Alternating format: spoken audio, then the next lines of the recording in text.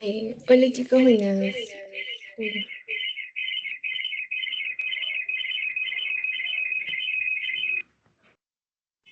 Ahora sí.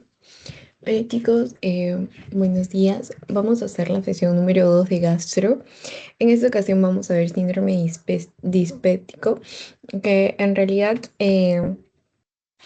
va a abarcar y va a estar muy relacionado a lo que vendría a ser la gastritis.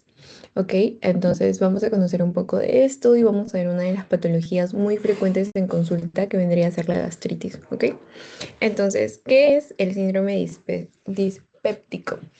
Este es un síndrome que en realidad engloba varios síntomas. ¿Cuáles son esos síntomas? Son el dolor abdominal, malestar alto, la distensión abdominal, la plenitud postprandial, náuseas, vómitos, saciedad precoz y pirosis. Entonces, basta que tengan alguno de estos síntomas englobados, vamos a hablar de un síndrome dispéptico. Ahora, debemos diferenciar esto de otras patologías, como cuáles, como ERGE, el síndrome de intestino irritable, los síntomas colónicos, porque no son lo mismo.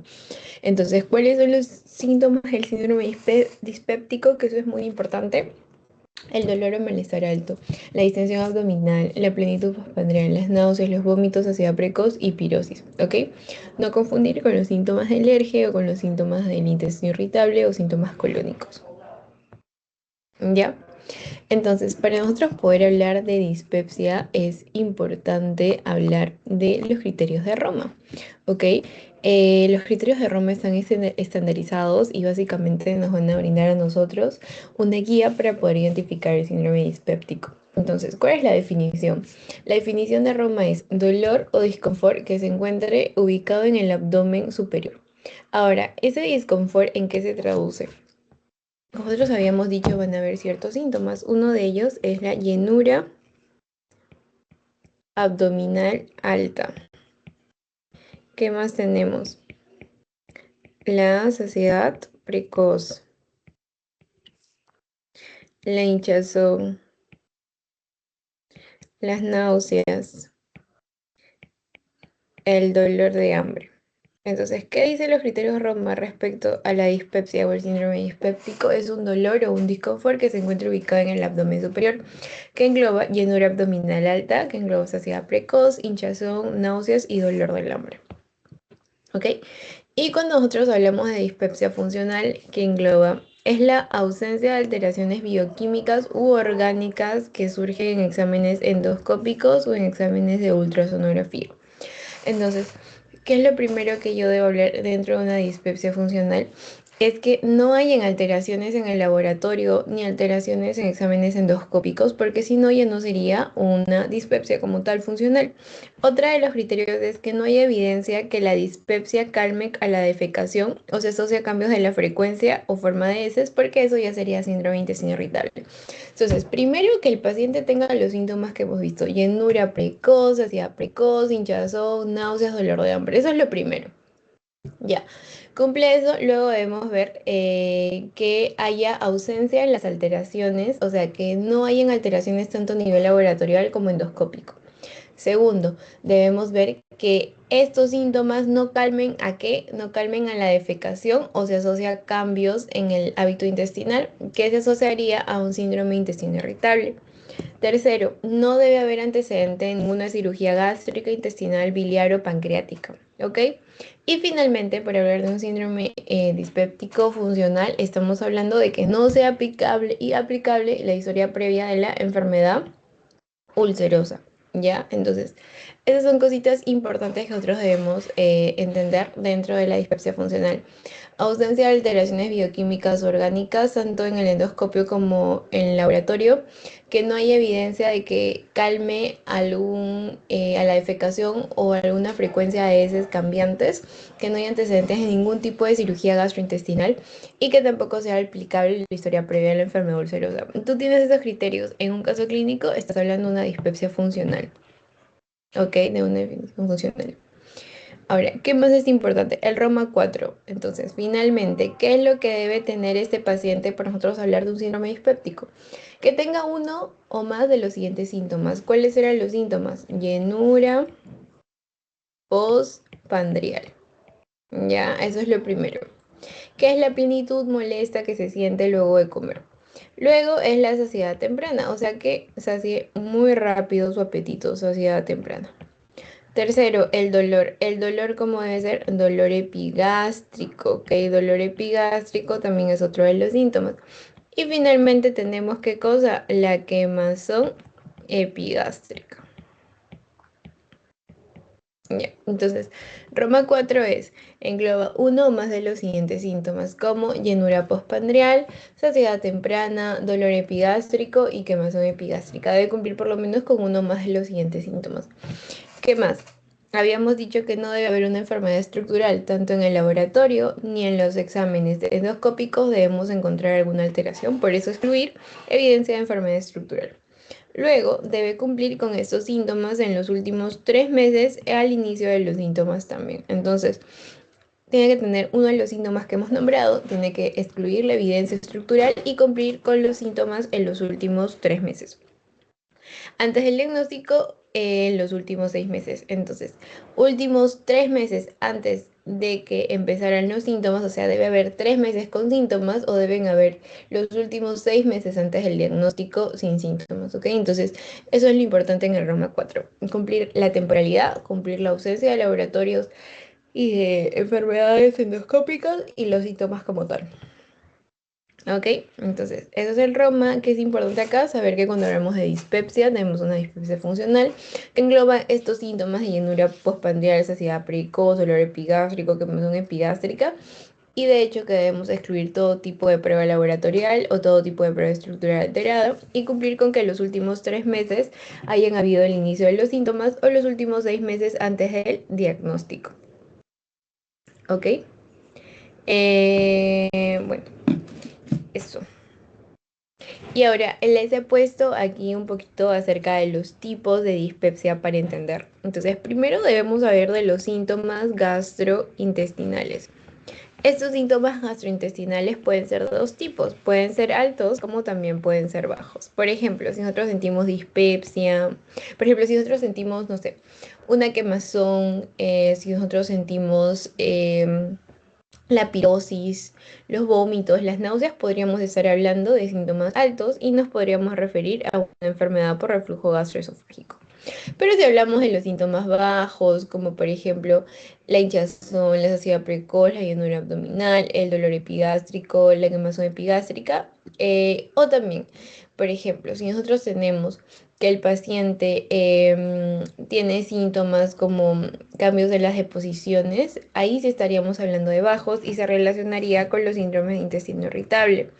Ahora, los síntomas altos, que son el ERGE, que por ejemplo era la pirosis, la regurgitación, y para dispepsia, que teníamos la llenura postprandial, la saciedad precoz, ¿ok? El dolor epigástrico, la quemazón epigástrica, que va dentro de los síntomas gastrointestinales altos, los clasificaríamos como dispepsia. ¿Ok? Entonces, los síntomas gastrointestinales son altos y bajos. Los bajos como ausencia de la defecación o si no, hinchazón abdominal o cambios en el hábito defecatorio son síndromes de intestino irritable. Y si hablamos de los síntomas gastrointestinales altos, en el ERGE tenemos pirosis, tenemos regurgitación, tenemos quemazón.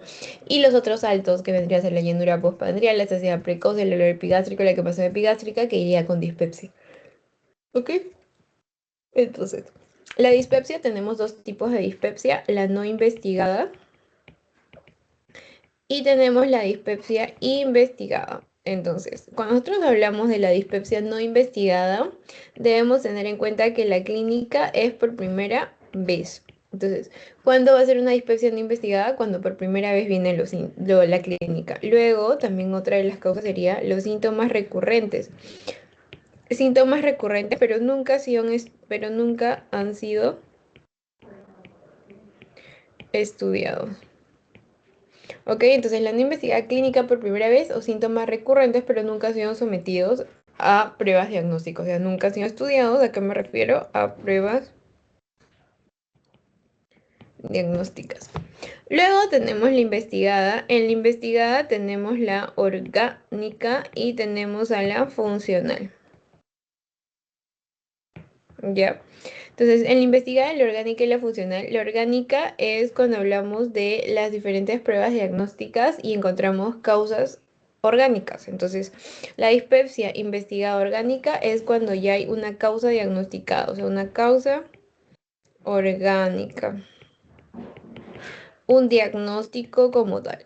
Mientras que en la funcional, tras pruebas diagnósticas, tras pruebas endoscópicas, no se han diagnosticado una causa orgánica. Esa es la diferencia. Han hecho pruebas diagnósticas, pero no han encontrado qué cosa. No hay causa orgánica. Entonces, ¿qué debemos entender acá? Primero que los síntomas gastrointestinales pueden ser altos y bajos. Si son bajos, síndrome intestino. Si son altos, probablemente ERGE. Y si no, otros síntomas que podrían englobar la dispepsia, que ya lo hemos visto en la anterior diapositiva. Ahora, la dispepsia se divide en no investigada e investigada. Y no investigada puede ser cuando por primera vez te viene a la clínica o cuando los síntomas son recurrentes, pero no han sido nunca diagnosticados, nunca han sido evaluados. Y luego tenemos la investigada, donde tenemos dos tipos, la orgánica y la funcional. La orgánica son diferentes pruebas diagnósticas que se van a hacer y van a encontrar una causa orgánica, por ejemplo, no sé, una úlcera peptídica. Mientras que la funcional es que pese a las pruebas diagnósticas, laboratoriales, endoscópicas, radiográficas, no sé, no han encontrado absolutamente nada y no saben el origen de esos síntomas. Entonces, esa es una dispepsia funcional. Pese a las pruebas diagnósticas que han hecho, no han encontrado ninguna causa orgánica. ¿Ya? Entonces ya sabemos los criterios de Roma, ya sabemos los síntomas gastrointestinales, que tenemos los altos, los bajos. Ahora, luego de ver eso, vamos a hablar de los signos de alarma, ¿sí?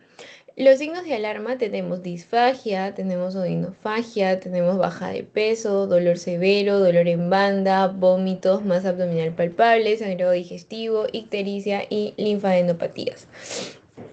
Entonces, cuando hablamos de eso, ¿qué engloba o de qué trata? Básicamente son los síntomas que puede tener este paciente. Sin embargo, son síntomas que a mí me debe causar cierta alerta. Entonces, estos síntomas, por ejemplo, que tengo un paciente con llenura precoz, saciedad precoz, llenitud postprandial y te dice además, he bajado de peso 10 kilos en los últimos 3 meses y además de eso tengo dolor al pasar los alimentos. Bueno, que hay aquí, probablemente podríamos estar hablando de una neoplasia o de otra patología que está dando el origen a este síndrome dispéptico. Entonces, en estos casos que vamos a requerir un estudio más detallado. ¿Y cuál es ese? Una endoscopía. Muy bien, es una endoscopía. Entonces, los signos de alarma, tanto disfagia, odinofagia, baja de peso, dolor severo, vómitos, masa palpable, sangrado, digestivo, ictericia, linfadenopatía, necesita una endoscopía, ¿ok? Porque son signos de alarma. Ahora, si se dan cuenta, el tema de dispepsia es muy corto porque básicamente hablamos de definición, de cómo se hace el diagnóstico de los signos de alarma y del manejo, que es el tratamiento. ¿Ok? Entonces, dentro del tratamiento tenemos dispepsia no investigada, que como habíamos dicho es cuando primera vez viene a la clínica o cuando no le han hecho ningún tipo de estudio como tal. Entonces, viene un paciente con signos de alarma que tenga más de 45 años, que tenga miedo a la enfermedad.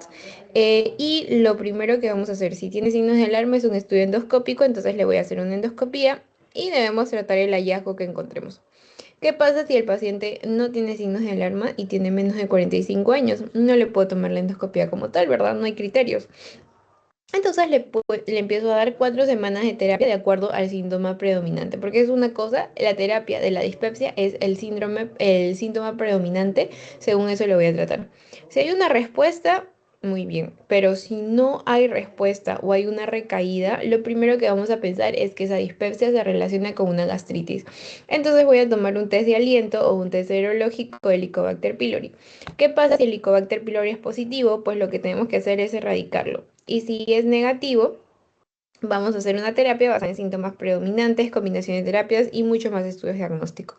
Entonces, ¿qué pasa si el Helicobacter pylori es positivo? Vamos a hacer una erradicación donde tenemos respuesta y no respuesta. ¿Ok? Entonces, si hay una respuesta, eso era la causante de la dispepsia y no necesitamos hacer más estudios.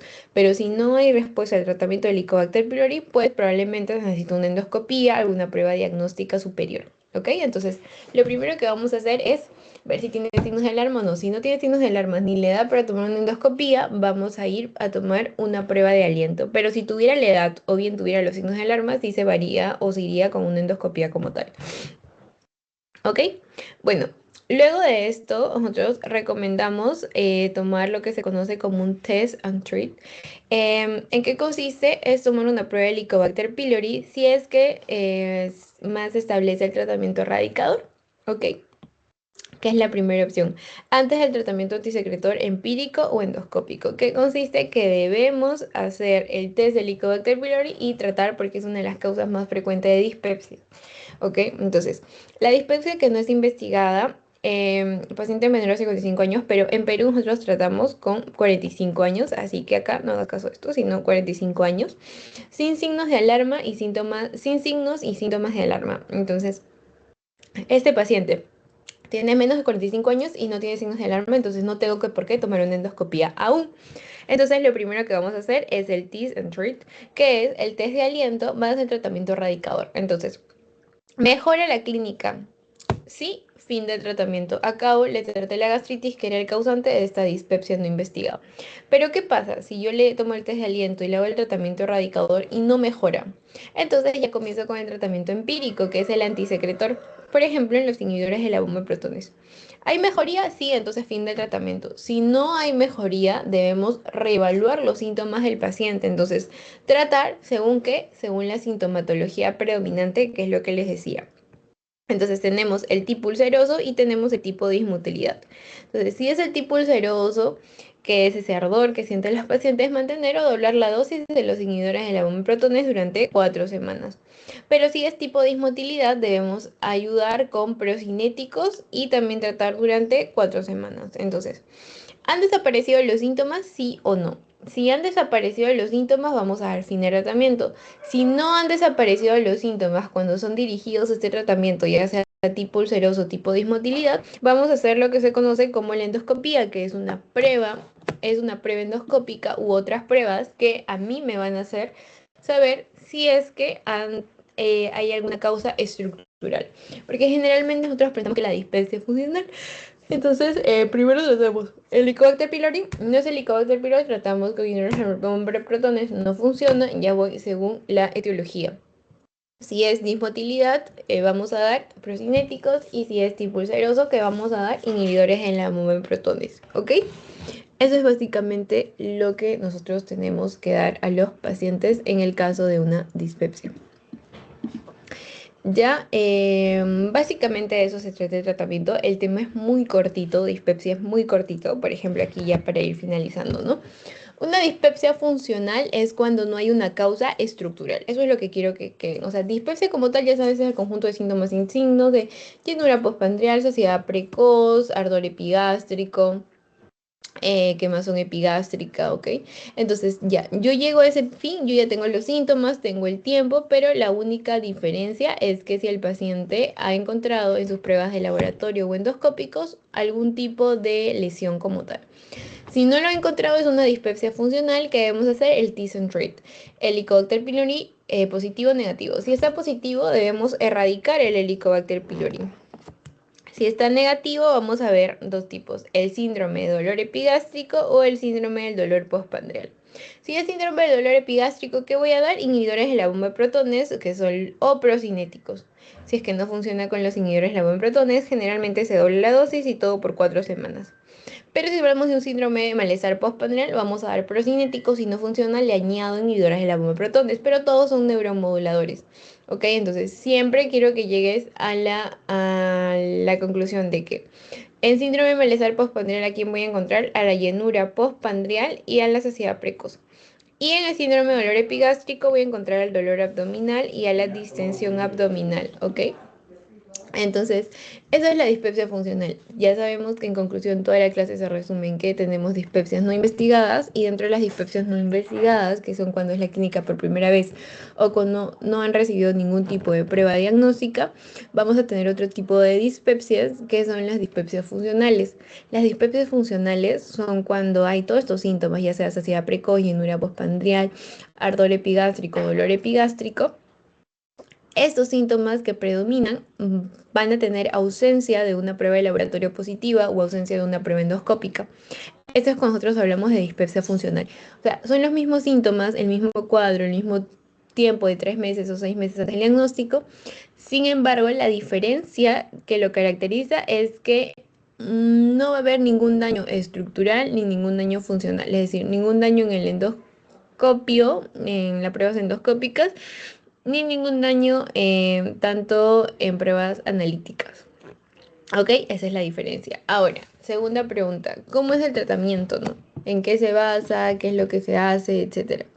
Bueno, el tratamiento como tal, vamos a ver el test and treat, que vamos a testear el Helicobacter pylori con una prueba de aliento o con una prueba serológica. Si sale positivo, vamos a dar tratamiento para el Helicobacter pylori, siempre y cuando el paciente no tenga síntomas de alarma ni el paciente esté enfrentado a qué tipo. A ver, no tenga síntomas de alarma es lo primero, ni tenga menos de 45 años. Si no cumple ninguna de estas cosas de acá, o sea, que tenga más de 45, que tenga síntomas de alarma, vamos a hacer el T-Century. Porque si cumpliera estos criterios de signos de alarma como baja de peso, sangrado, odinofagia, disfagia, tendríamos que hacerle la prueba endoscópica, que es una endoscopía. Pero si no cumpliera ninguna de estas cosas, lo primero que vamos a hacer es darle tratamiento para el Helicobacter pylori con el test de aliento positivo, ¿no? Si es que funciona, ahí finaliza el tratamiento. Si es que no funciona como tal, tendríamos que ya dar tratamientos procinéticos si es que fuera el caso de un síndrome de malestar postprandial como la llenura postprandial y la saciedad precoz, pero si fuera un síndrome de dolor epigástrico que tendría el dolor abdominal, la distensión abdominal, tendríamos que comenzar primero con inhibidores de la bomba de protones. Si es que no funciona, le sumamos lo contrario. Al inhibidor de la bomba de protones lo cambiamos por procinéticos y a los procinéticos por inhibidores de la bomba de protones. Si es que en todo caso ninguna de esas terapias ha funcionado en este paciente menor de 45 años sin síntomas de alarma, ya lo final que haríamos es hacer más pruebas diagnósticas. ¿Y cuáles son esas pruebas diagnósticas? Sería hacer alguna endoscopía al paciente para ver si es que realmente es una dispepsia funcional, donde no encontramos ninguna prueba, o si es que realmente hay alguna alteración, por ejemplo, hay una úlcera péptica, etcétera, que necesita otro tipo de tratamiento. ¿Ok? Entonces, esa es la diferencia clásica que nosotros debemos encontrar en la dispepsia. ¿Ya? Listo. Por ejemplo, aquí nos preguntan, ¿cuál no es un síndrome, un síntoma dispéptico? ¿Qué marcaría? ¿Cuál no es un síndrome dispéptico? Eructos, epigastralgia, diarrea o mareos. ¿Cuál sería su clave?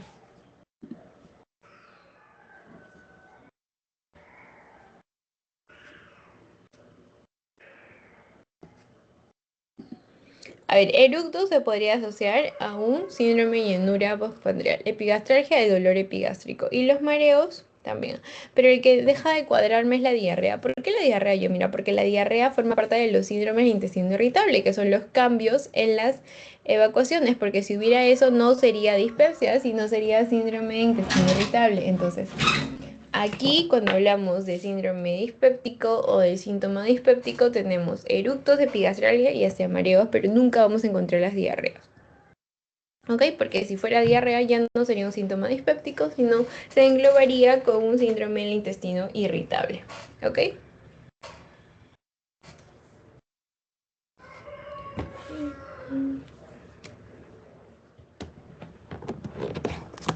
Entonces, muy bien.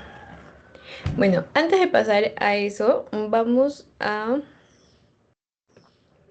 descartar.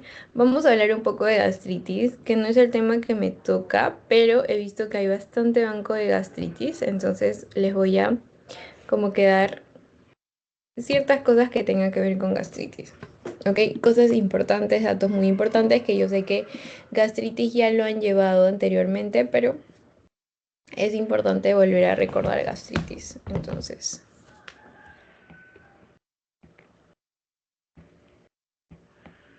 ya. Entonces, ¿qué debemos recordar en gastritis? Primero, ¿qué es lo que se enferma en la gastritis? ¿Qué parte del estómago? La muscular, la serosa, la mucosa. Ya, la gastritis, tú sabes que todo lo que termina en itis es una inflamación. Entonces, es una enfermedad inflamatoria que afecta a quién?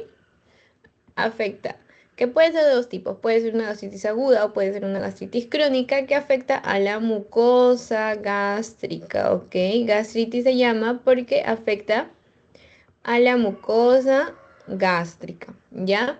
Y está producido tanto por factores endógenos como factores exógenos que puede producir los famosos síntomas dispépticos. Entonces, ya sabes, gastritis es una inflamación aguda o crónica de la mucosa gástrica, ¿ok? La mucosa gástrica. Ahora, entonces, los primeros pasos son la sospecha clínica. La sospecha clínica, la apreciación endoscópica, la confirmación histológica. Entonces, ¿cuáles son los pasos que yo debo seguir? Primero, que el paciente venga con los síntomas, la sospecha clínica. Luego, ¿qué es lo que yo le voy a pedir? La gastritis como tal, podremos pedirle la prueba de Helicobacter pylori, test de aliento, pero no son tan específicas que digamos. Entonces, por eso se prefiere en pacientes mayores de 45 años una apreciación endoscópica. Veo la endoscopía, veo algo raro y primero debo tomar la biopsia. Y esta biopsia me va a dar la confirmación diagnóstica que estamos hablando de una alteración o de una enfermedad inflamatoria de la mucosa gástrica. ¿Ok? Recuerda que existen diferentes tipos de gastropatías, que, por ejemplo, el eritema o edema en la mucosa, la ausencia de componente inflamatorio, daño epitelial que se conoce como una gastropatía, hoy en día en la práctica clínica, tanto las gastropatías como las gastritis se tratan juntos, ¿ok? Se tratan con los mismos medicamentos. Entonces, en la gastritis también tenemos factores exógenos y tenemos factores endógenos.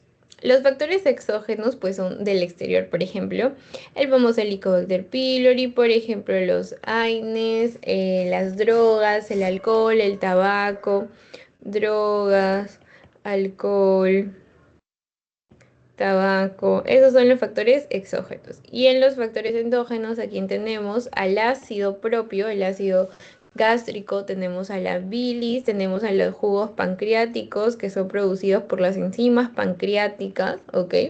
Eso es importante.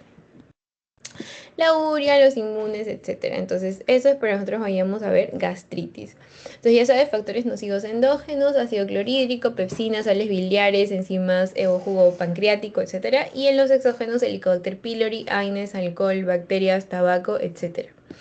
Ok, ahora, ¿qué es importante también? No sé si te llegan a preguntar, pero básicamente, ¿cuál es la diferencia entre gastritis aguda y gastritis crónica? Ok, la gastritis aguda, el tiempo de inflamación es corto, mientras que en la crónica ha pasado bastante tiempo, entonces es largo el tiempo el que está sometido a estos factores. El infiltrado que nosotros vamos a ver, el infiltrado de la aguda es a predominio de polimorfos nucleares, que son los neutrófilos, y en la crónica es a predominio de mononucleares, que son los macrófagos. ¿Ok? Entonces ya tenemos que la clasificación tenemos la aguda y tenemos la crónica. La aguda, el tipo de inflamación es corto, mientras que la crónica es largo. El infiltrado es polimorfos nucleares, mientras que la crónica es mononucleares, que son los macrófagos. Y los tipos en la aguda tenemos por Helicobacter pylori, tenemos por estrés, tenemos por aspirina, etcétera. Mientras que en la crónica tenemos la famosa gastritis atrófica, ¿ok? Y también tenemos la gastritis crónica que es asociado a Helicobacter pylori. ¿Ok? La gastritis atrófica, que es la corporal difusa o de tipo A, también hay que tenerlo en cuenta. Entonces ya sabes, aguda es un tiempo corto de exposición. Los infiltrados son polimorfos nucleares como los neutrófilos, mientras que en la crónica estamos hablando de un tiempo largo, donde predominan los mononucleares, donde tenemos al macrófago, y acá tenemos tipos gastritis atrófica tipo A o gastritis crónica, que es la de asociada al Helicobacter pylori, mientras que en la aguda tenemos que se asocia Helicobacter pylori, se asocia estrés, se asocia aspirina, etc. ¿Ya? Entonces, en la anamnesis debemos interrogar, disculpa. En la anamnesis nosotros debemos interrogar por factores de riesgo, como si consume fármacos. ¿Qué fármacos deberían ser? Los fármacos gastrolesivos. ¿Y quiénes son esos? Son los AINES. También preguntemos por la aspirina, por los inhibidores del COX-2, por los corticoides. Investigar si también tiene signos de alarma, signos de factores de riesgo, por ejemplo, pérdida de peso, disfagia, vómitos, hemorragia digestiva, que hay una anemia injustificada, etc. ¿Ok? Entonces, ¿qué más? En el examen físico, pues vamos a empezar a palpar, si hay dolor en la palpación en el epigastro, en el mesogástrico, se evalúa también la presencia de palidez, ictericia, linfadenopatías, masa abdominal, etc. Y en los exámenes auxiliares, pues podríamos pedir simplemente un hemograma hasta ir a una ecografía abdominal o una endoscopía alta. ¿Ok? Entonces, ya sabemos que el Helicobacter pylori es una de las causas más frecuentes para hacer tanto una gastritis crónica como una gastritis aguda. ¿Ok? Entonces, hablemos un poquito del Helicobacter pylori, que te pueden preguntar cosas raras. Sí. ¿Qué bacteria es el Helicobacter pylori? Es una bacteria gram negativa, ¿ok? Que es espiralada, es de forma microaerófica, es una infección crónica muy común y los factores de virulencia permiten que este paciente se adapte al medio y no muera. Entonces, es como que los factores de virulencia son su escudo, los factores de virulencia son sus defensas, sus poderes que tiene el Helicobacter pylori para evitar que lo mate. Y acá tenemos una de las cepas más resistentes, que son el CAG-A positivo y el BAG-A positivo. Ok, entonces esos son los factores de virulencia que nosotros debemos tener en cuenta, el CAG-A positivo y el BAG-A positivo, que son las cepas más virulentas. Entonces tenemos factores de virulencia como la morfología curvada, la presencia de flagelos, que haya gran movilidad que permita penetrar por la capa del esófago. Entonces uno de ellos son la decina que permite la adherencia, ¿ok? A las células del epitelio. La uriasa, que permite convertir la urea en amonio y sacar ese dióxido de carbono que va a ser identificado en el test de aliento. También tenemos el amonio y los factores de virulencia más específicos y más resistentes vendrían a ser el CAG-A y el BAG-A. El CAG-A se conoce como la proteína del gen asociado a la citosina y la citosina vacuolizada. ¿Ok? Entonces todos ellos les dan un poder patógeno mucho mayor, pero también tenemos la decina, la uriasa y el amonio. ¿Ya? La uriasa, ¿qué hace? Convierte la urea en amoníaco y en amonio como tal y en CO2, y el CO2 es el que se utiliza para neutralizar esta acidez al lado del Helicobacter pylori y no fallezca, no muera, ¿no? Como tal. Donde se adquieren generalmente es fecal oral oral, gastrooral, etcétera. Y si te preguntan, que puede ser que sí, puede ser que no, ¿cuál es el lugar más frecuente o el sitio más común de gastritis? ¿Cuál es? El antro, sí, el antro. El antro gástrico es el lugar más frecuente del... ¿Y dónde queda el antro? Pues disculpas tu estómago, yo soy bien mala para dibujar. Acá tenemos el cardias, el píloro, el cuerpo, el fondo, mira. Cardias, ok. El cardias como tal, el cuerpo, el fondo, el antro y el píloro. Ok, entonces en esta parte de acá, que es el antro, ahí es el sitio más común de gastritis, tanto para gastritis como para cáncer gástrico, como para úlceras. Ok, bueno, en úlceras tenemos duodenales y gástricas, que eso es otro cuento como tal. Ok, que ya lo vamos a ver en la siguiente clase. Entonces, dentro de la evolución tenemos al Helicobacter pylori, que es un carcinógeno de tipo 1 y también tiene mayor riesgo no solo de gastritis crónica asociada al Helicobacter pylori, sino también tiene mayor riesgo de linfoma mal gástrico, ok, linfoma mal gástrico. Entonces, test diagnósticos, tenemos test que requieren endoscopía y test que no requieren endoscopías. Vamos a hablar como tal de los más conocidos, ¿ok? Entonces, dentro de los test tenemos los test que requieren endoscopía y los que no requieren endoscopía. Los que requieren endoscopía como tal, ¿cuáles son? Por ejemplo, el test de la ureasa rápida, el cultivo. Mientras que los que no requieren endoscopía, ¿cuáles son? El test de aliento, solo necesitas tu aliento, las pruebas serológicas, solo necesitas tu sangre, y las pruebas de los antígenos fecales, o sea, las heces tienen unos antígenos, esas son las no endoscópicas. Mientras que en la endoscópica tenemos el cultivo, tenemos la coloración histológica del GIEMSA y finalmente tenemos el test de ureasa rápida. ¿Cuáles son las que se utilizan? Uy, no, ya. ¿Cuáles son las que se utilizan? Generalmente se utiliza la prueba de aliento como un screening y la endoscópicas tenemos a la del cultivo, ¿no? El de la biopsia cuando se toma como tal para ver si es que hay un Helicobacter pylori ahí en el tejido, que generalmente es la mucosa gástrica, ¿no? Ahora, ¿cuál es el tratamiento? El tratamiento ha ido evolucionando, tenemos diferentes combinaciones, tenemos la que se trata con bismuto o sin bismuto, ¿ok? Eso es muy importante. Y tenemos la terapia triple clásica que yo siempre me lo aprendí con el CAI, ¿ok? Y es algo que también les voy a mostrar a ustedes. A ver aquí.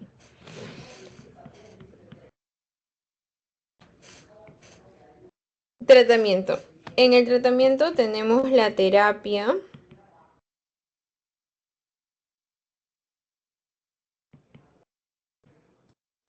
Tenemos la terapia triple clásica. Aquí te encontramos el famoso CAI. ¿Quién? Claritromicina, amoxicilina e inhibidores de la bomba de protones. ¿Ok? ¿Cuántos días? De 10 a 14 días. Eso es la terapia triple clásica. Hoy en día existe la terapia cuádruple con bismuto. ¿Cuál es la diferencia? La diferencia es, primero, siempre va a estar el bismuto, porque es algo nuevo, el subsidrato de bismuto. Ya. Y me quedan tres más. ¿Cuáles son esos tres más? Ya no voy a usar la claritron ni la amoxicilina, sino voy a utilizar una tetraciclina, cualquiera que sea, y un metronidazol. Tetraciclina, metronidazol y finalmente los inhibidores de la bomba de protones, ¿ok? También van a ser de 7 a 14 días. Esa es la terapia cuádruple clásica con bismuto. Ya, entonces, recordemos, es la terapia que siempre se usa. Esas dos son las que tienes que tener claro. Más aún la de bismuto. Inhibidor la bomba de protones con un metronidazol, con una tetraciclina y con un bismuto, que son de 7 a 14 días. Tenemos también la terapia cuádruple secuencial, que no se usa, no tienes por qué recordarla. Y el tratamiento de rescate. El tratamiento de rescate sí es importante porque van a utilizar un levofloxacino. Una quinolona, ¿no? Levofloxacino, amoxicilina y inhibidor de la bomba de protones. Aquí sí son 10 días porque el tratamiento es severo, ¿no? Un levofloxacino ahí tomándolo 10 días. Entonces, en conclusión, ¿qué debemos tener en cuenta si nosotros vamos a utilizar la técnica que utiliza bismuto o la que no utiliza bismuto? La que utiliza bismuto es inhibir la bomba de protones, bismuto, metronidazol y una tetraciclina, que en este caso podría ser la doxiciclina, ¿ok?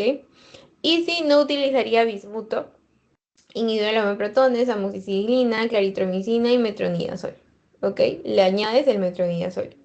Entonces, eso es importante. Lo que quiero que recuerden y lo que te van a preguntar es la diferencia entre esas dos terapias. La terapia triple clásica, que es el CAI, claritromicina, amoxicilina, inhibidores de la bomba de protones por 10 a 14 días, y la terapia cuádruple con bismuto, que es inhibidor de la bomba de protones, subsidrato de bismuto y dos más, que son la tetraciclina con la doxiciclina, y además de eso tenemos al metronidazol. ¿Ya? La terapia rescate se incluye inhibidor de la bomba de protones, amoxicilina y levofloxacina. ¿Listo? Entonces, eso es lo que yo sí quisiera que recuerdes aquí en esta parte de gastritis. ¿Qué más te podrían preguntar? Lo que te van a preguntar es tratamiento, te van a preguntar el Helicobacter pylori, el sitio más común, cuáles son los factores exógenos o endógenos, te van a preguntar cuál es la diferencia entre una gastritis aguda y crónica, y básicamente es eso. La terapia sí es muy importante. He tratado de ponerte lo más importante de gastritis que debes saber para tu examen y con esto vas a poder resolver las preguntas tranquilamente. ¿Ok? Entonces, dicho esto, vamos a, mientras que traigo mi cargador porque se me está bajando la batería, les voy a dejar una pregunta para que ustedes puedan resolverlo. ¿Sí? A ver, les voy a dar 2 minutos por pregunta.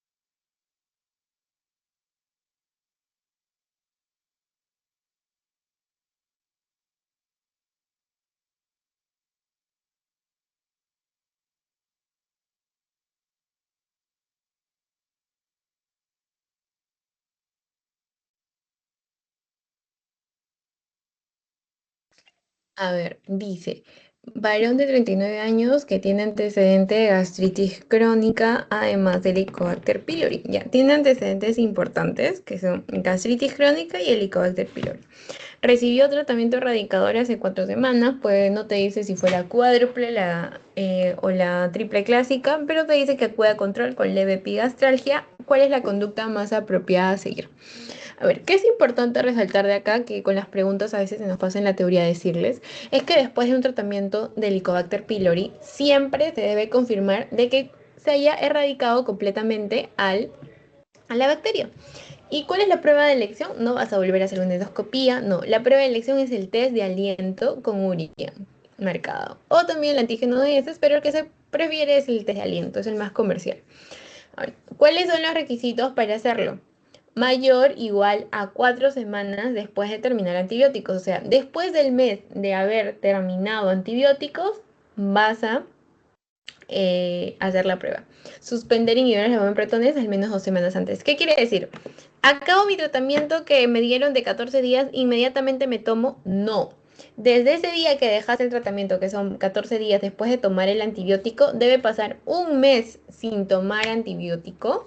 Después de 4 semanas sin terminar los antibióticos, vamos a tomar esta prueba de aliento, ¿ok? Entonces, ¿cuál es la conducta más apropiada a seguir?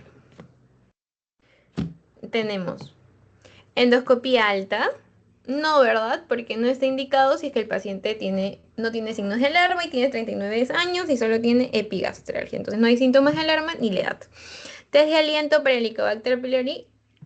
Muy bien, esa es la clave, ¿no? Lo que habíamos dicho. Tratamiento de segunda línea con Helicobacter pylori. Solo si nosotros confirmamos la erradicación del caso.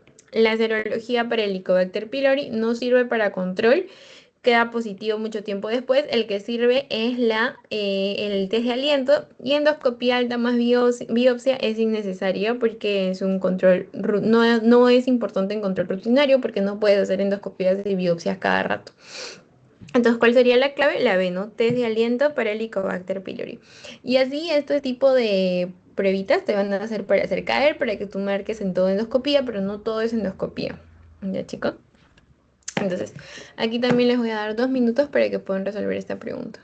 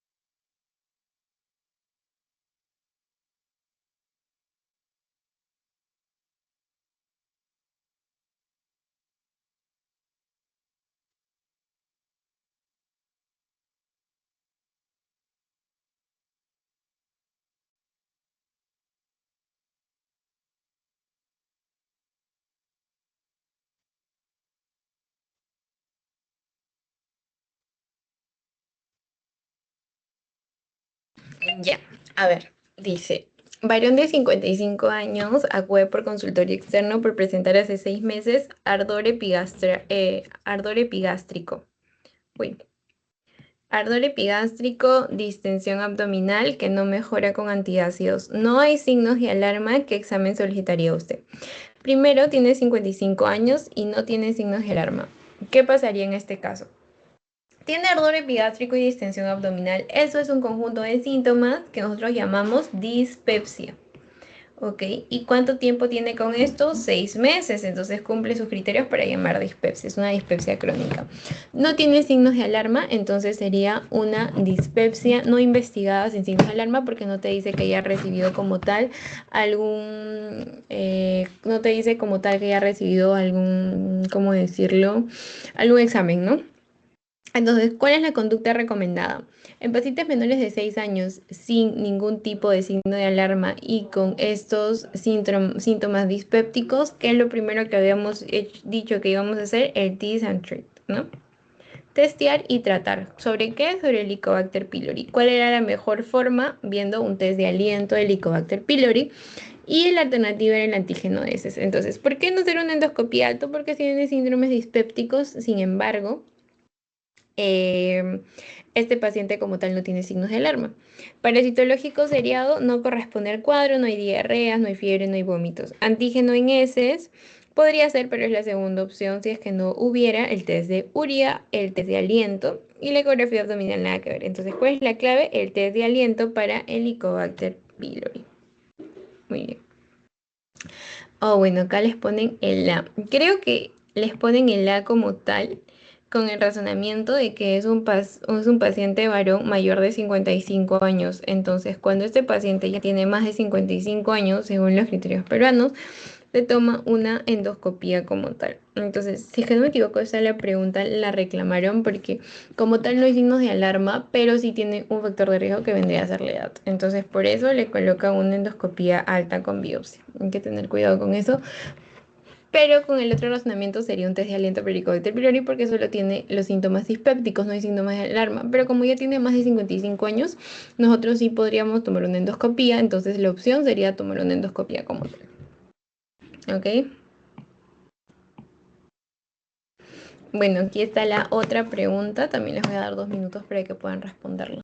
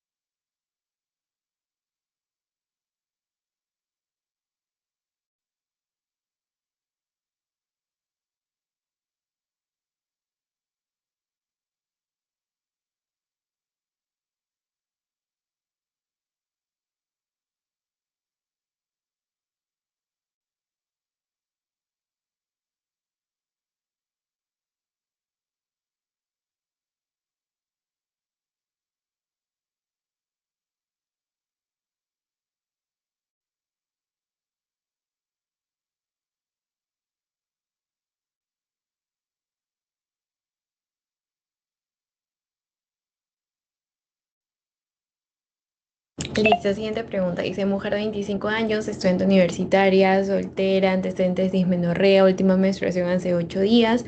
Paciente se automedica con naproxeno de 6 por 6 días y hace 2 días presenta dolor intenso en epigástrico con irradiación en la espalda, más náuseas, aumento de ingesta de alimentos, no melena, examen físico normal. ¿Cuál es el diagnóstico presuntivo aquí? Aquí te dicen diferentes cosas que son muy importantes, pero la que más me jala el ojo es el naproxeno por 6 días. Recuerda que el naproxeno es súper gastrolesivo y además de eso tiene dolor intenso en epigastrio, o sea, 4 días después de tomar el naproxeno empieza a tener ese dolor epigástrico.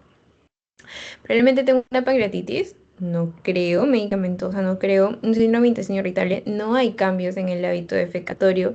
Dispepsia investigada, gastritis por AINES, úlcera péptica. Dispepsia investigada. Hay una investigación, te ha dicho que había una endoscopía, que hay un examen de laboratorio, nada que ver, ¿verdad? Entonces tenemos dos, una úlcera péptica y una gastritis por AINES. ¿Cuál marcarías? ¿Por cuál dirías? La clave es la D, una gastritis por AINES. ¿Por qué una úlcera peptídica? Porque como tal no hay una clínica de tiempo anterior y tampoco hay evidencias de sangrado, ¿ok? Lo único que hay un antecedente de un naproxeno y el dolor en el epigastrio. Entonces sería una gastritis por AINES. Muy bien. La siguiente pregunta me dice que es paciente varón con antecedente familiar de cáncer gástrico, ¿ok? Eso es importante, que acude por un dolor abdominal alto, tiene 50 años, o sea, más de 45 años, tiene antecedente de cáncer gástrico y acude por dolor abdominal alto a quien se le realiza una endoscopía alta encontrando una úlcera gástrica saquita. ¿Cuál sería su recomendación para el manejo? Ustedes saben que la forma de presentación de los cánceres gástricos son las úlceras. ¿Ok? Entonces hay que tener en cuenta cuál sería su recomendación para el manejo. No necesita endoscopía alta de control al finalizar el tratamiento, no tomar biopsia por riesgo de sangrado, indicar inhibidor de la bomba de protones por 8 meses, inyectoterapia endoscópica, erradicar el Helicobacter pylori si lo tuviera. A ver, ya se le realizó una endoscopía alta y se le encontró una úlcera gástrica. No es necesario realizar una endoscopía al finalizar el tratamiento, no tomar biopsia por riesgo de sangrado, siempre se toma biopsia. Indicar inhibidor de la protones por 8 meses, tanto tiempo, no por 4 semanas generalmente. Inyectoterapia endoscópica, tiene una úlcera gástrica saquita tipo A1. Erradicar el Helicobacter pylori. La clave aquí, ¿cuál sería para ustedes? A ver, piensen un poquito. Si ya hemos descartado dos.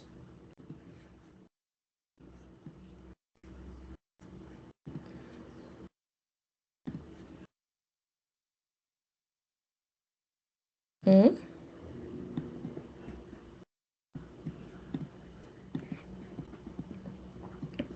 Ya, a ver, vamos a seguir descartando entonces. Dice, no necesita endoscopía alta de control al finalizar el tratamiento.